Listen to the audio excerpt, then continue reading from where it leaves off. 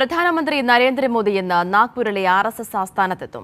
ബിജെപിയും RSS തമ്മിലുള്ള ആഭ്യന്തര സംഘർഷങ്ങൾ പൂർണ്ണമായും അവസാനിപ്പിക്കാനുള്ള ശ്രമമായാണ് പ്രധാനമന്ത്രിയുടെ സന്ദർശനം ഉറ്റുനോക്കുന്നത്. കഴിഞ്ഞ ലോക്സഭാ തെരഞ്ഞെടുപ്പിലുണ്ടായ തിരിച്ചടി RSS ബിജെപി ബന്ധത്തെ പോലും കാര്യമായി ബാധിച്ചിരുന്നു. പ്രധാനമന്ത്രിയായ ശേഷം ആദ്യമായാണ് നരേന്ദ്രമോദി നാഗ്പൂരിലെ RSS ആസ്ഥാനത്തെത്തുന്നത്. മുൻപ് ഒരു പ്രധാനമന്ത്രിയും RSS ആസ്ഥാനം സന്ദർശിച്ചിട്ടുമില്ല. അതുകൊണ്ട് തന്നെ മോദിയുടെ സന്ദർശനത്തിന് രാഷ്ട്രീയമായി ഏറെ പ്രാധാന്യമുണ്ട്. കഴിഞ്ഞ ലോക്സഭാ തെരഞ്ഞെടുപ്പിൽ കേവല ഭൂരിപക്ഷം നേടിയില്ല എന്ന് മാത്രമല്ല, ഉത്തർപ്രദേശിലടക്കം തിരിച്ചടി നേരിട്ടത് RSSന് സഹായം ലഭിക്കാത്തതുകൊണ്ടാണെന്ന വിലയിരുത്തൽ BJPക്കുണ്ട്.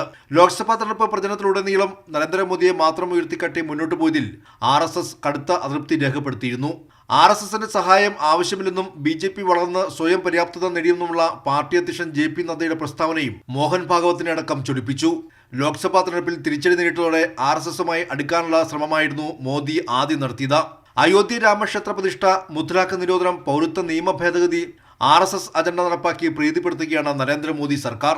മികച്ച വിജയം നേടിയ മഹാരാഷ്ട്ര, ഹരിയാന, ദില്ലി ഉൾപ്പെടെ പിന്നീട് നടന്ന നിയമസഭാ തെരഞ്ഞെടുപ്പുകളിലെല്ലാം RSSന്റെ അകമഴിഞ്ഞ സഹായം ലഭിച്ചുവെന്ന വിലയിരുത്തലും BJPക്കുണ്ട്. നാഗ്പൂർ സന്ദർശനത്തിൽ രാഷ്ട്രീയമായി ഒന്നുമില്ലെന്ന് BJP പറയുമ്പോഴും RSSുമായുള്ള ബന്ധം ശക്തിപ്പെടുത്തുക തന്നെയാണ് മോദിയുടെ പ്രധാന അജണ്ട. നാഗ്പൂരിലെത്തുന്ന നരേന്ദ്രമോദി RSS ആസ്ഥാനമായ ഹെഡ്ഗേവാർ സ്മൃതി മന്ദിരം സന്ദർശിക്കും. RSS നിർമ്മിക്കുന്ന മാധവ് നേത്രാലയ പ്രീമിയം സെന്റർ കെട്ടിടത്തിന് തറക്കല്ലിടും. RSS മേധാവി മോഹൻ ഭാഗവതുമായി വേദി പങ്കിടും.